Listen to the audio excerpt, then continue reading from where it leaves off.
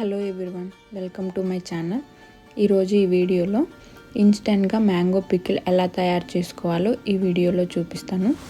దీనికోసం ఒక పుల్లటి మామిడికాయని తీసుకొని దాన్ని శుభ్రంగా వాష్ చేసుకొని పీల్ చేయని అవసరం లేదు. లోపల విత్తనం తీసేసి ఇలా చిన్న చిన్న ముక్కలుగా కట్ చేసుకొని ఒక బౌల్లో వేసుకొని పక్కన పెట్టుకోవాలి. ఇప్పుడు ఒక మిక్సీ జార్ తీసుకొని దానిలో కొంచెం చింతపండు, 5 టేబుల్ స్పూన్స్ కారం, 2.5 టేబుల్ స్పూన్లు ఉప్పు, 1 టేబుల్ స్పూన్ జీలకర్ర వేసుకొని దీన్ని బాగా పౌడర్ లాగా మిక్సీ పట్టుకోవాలి. అదే మిక్సీ జార్లో మనం కట్ చేసి పెట్టుకున్న మామిడికాయ ముక్కలను కొంచెం కొంచెం వేసుకుంటూ మరీ మెత్తని పేస్ట్లా కాకుండా కొంచెం కచ్చా పచ్చాగా అయ్యే వరకు గ్రైండ్ చేసుకోవాలి.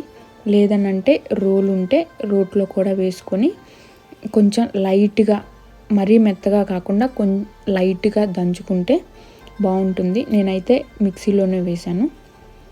మిక్సీలో వేసి కొంచెం కచ్చపచ్చ అయ్యేంత వరకు ఈ ముక్కల్ని ఇచ్చేసుకోవాలి. నేనైతే ఈ విధంగా ముక్కలు ముక్కలుగానే దంచుకోవాలి. ఇప్పుడు దీనిలో వేయించి పౌడర్ చేసి పెట్టుకున్న ఆవు పిండి, మెంతి పిండి 1/2 టీ స్పూన్ వేసుకున్నాను.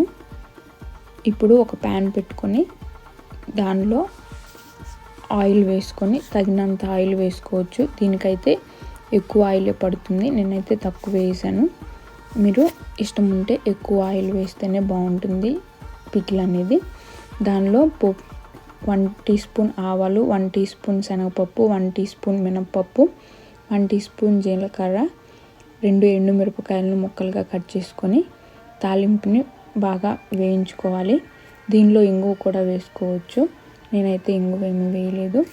ఈ ఫ్రై అయిన పోపుని తీసుకెళ్ళి మనం దంచి పెట్టుకున్న మామిడికాయ ముక్కల్లో వేసి బాగా కలుపుకొని ఇప్పుడు సాల్ట్ సరిపోయిందో లేదో చూసుకొని సాల్ట్ని అడ్జస్ట్ చేసుకోవచ్చు. అలానే కారం సరిపోకపోయినా కారం కూడా యాడ్ చేసుకోవచ్చు.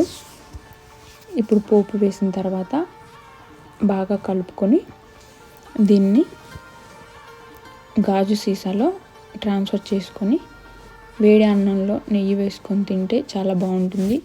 ఈవెన్ ఇది దోశలో కూడా ఈ పికిల్ బాగానే ఉంటుంది. ఈ పచ్చడి మనకు 10 డేస్ వరకు నిల్వ ఉంటుంది. ఈ వీడియో కనుక మీకు నచ్చినట్లయితే please like, share and subscribe to my channel. Thank you.